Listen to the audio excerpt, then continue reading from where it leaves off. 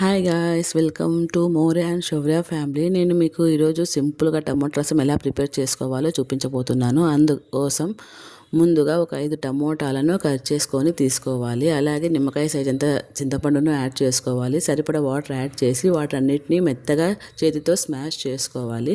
మొత్తం స్మాష్ అయిన తర్వాత ఆ పిప్పిని అంతటిని గట్టిగా పిండేసి పక్కకు తీసుకోవాలి. అలాగే ఈ రసంలోకి సరిపడా కొత్తిమీర, కరివేపాకు, కట్ చేసి పెట్టుకున్నటువంటి ఆనియన్, వెల్లుల్లి రెబ్బలు యాడ్ చేసుకోవాలి. అలాగే టేస్ట్కి సరిపడా సాల్ట్ కూడా యాడ్ చేసుకోవాలి. కారం మనకి ఎంత కావాలో అంత కారం పొడి యాడ్ చేసుకోవాలి. నెక్స్ట్ పసుపు, జీలకర్ర యాడ్ చేసుకోవాలి. అలాగే నేను ఎంటీఆర్ రసం పౌడర్ వాడుతున్నాను. మీరు ఏ రసం పౌడర్ అయితే మీకు కన్వీనియంట్గా ఉంటుందో ఆ రసం పౌడర్ యాడ్ చేసుకోవండి.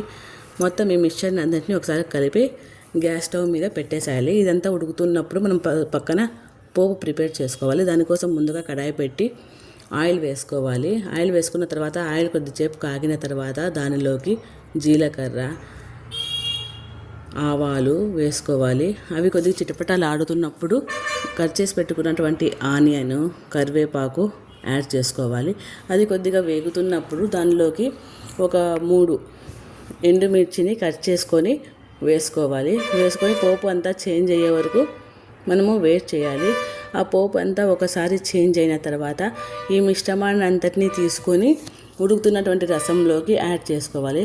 అలా మిశ్రమాన్ని అంతా రసంలోకి యాడ్ చేసిన తర్వాత అది కొద్దిసేపు స్టవ్ మీదనే అలానే ఉంచాలి. ఒక పొంగు వచ్చినప్పుడు అది ఆఫ్ చేయాలి. అంతే, ఎంతో రుచికరమైనటువంటి టేస్టీ రసం రెడీ. ఇది మీరు ఒకసారి ట్రై చేసి చూడండి, చాలా టేస్టీగా ఉంటుంది. మీకు కనుక ఈ వీడియో నచ్చినట్టయితే లైక్ చేయండి, షేర్, కామెంట్ చేయండి. సబ్స్క్రైబ్ చేసేది మాత్రం మర్చిపోద్దండి. Thank you, bye.